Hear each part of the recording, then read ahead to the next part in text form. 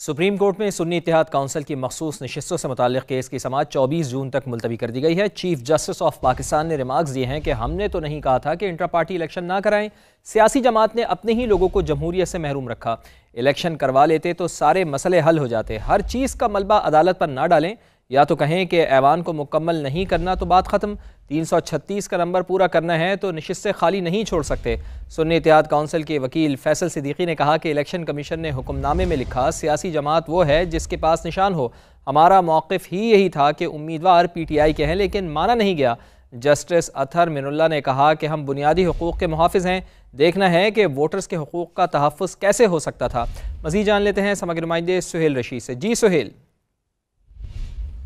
सुन्नी इत्तेहाद council को मखसूस नशिस्तें नहीं मिली थी और उसके खिलाफ उनकी अपील पर आज सुप्रीम कोर्ट में 13 रुकनी बेंच के सामने समाअत का दूसरा दिन था। आज फैसल सिद्दीकी जो सुन्नी इत्तेहाद कौंसिल के वकील हैं, उनकी जानिब से ये दलाइल जारी रखे गए, लेकिन अदालत की जानिब से कुछ बुनियादी सवालात भी आज उनके सामने रखे गए हैं और ये पूछा गया है कि बताएं अगर सुन्नी इत्तेहाद कौंसिल में लोग शामिल ना होते, आज़ाद उम्मीदवार आज़ाद ही रहते, तो उसके बाद मखसूस नशिस्तें कहाँ जाती और क्या ऐवान को मुकम्मल करना लाजिम है या फिर मखसूस नशिस्तों को खाली छोड़ा जा सकता है या नहीं। इस दौरान जस्टिस मंसूर अली शाह और जस्टिस अतहर मिनुल्लाह की जानिब से ये रिमार्क सामने आए कि हमने वोटर्स के हकूक़ का तहफ़्फ़ुज़ करना है और जमहूरी असूल को देखना है और अपनी अप्रोच को भी देखना है, क्योंकि एक जमात की जानिब से मुसलसल शिकवा किया जा रहा था कि उसे लेवल प्लेइंग फील्ड नहीं मिल रही। लेकिन चीफ जस्टिस ने वाज़ेह तौर पर कहा कि हमने नहीं कहा था कि PTI आपने इंट्रा पार्टी इलेक्शन ना करवाए और इलेक्शन ना कराने की वजह से ही ये सारा मसला पैदा हुआ है, और ना ही हमारे फैसले में कहीं ये लिखा था कि उसके बाद जो आज़ाद उम्मीदवार होंगे उनको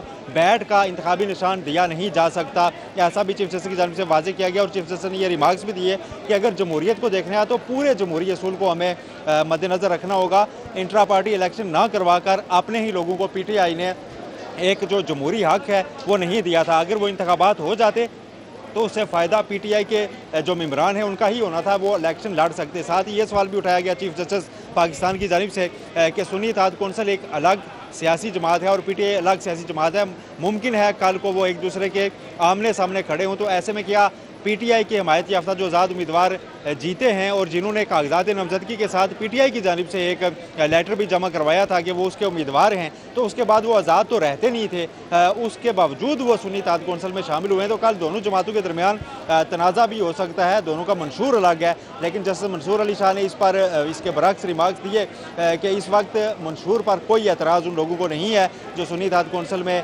शामिल हुए हैं। हमें एक बुनियादी चीज़ देखनी है कि जो मुतनासिब नुमाइंदगी का असूल है उस पर अमल हो रहा है या नहीं। जस्टिस अतहर मिनुल्लाह ने यह सवाल उठाया था कि अगर कोई भी सियासी जमात इलेक्शन में एक सीट भी ना ले सके और सारी सीटें आज़ाद उम्मीदवारों के पास जाएंगी, तो इस पर जो मखसूस नशिस्तें हैं उसके बाद ऐसी सिचुएशन में क्या होगा उनका।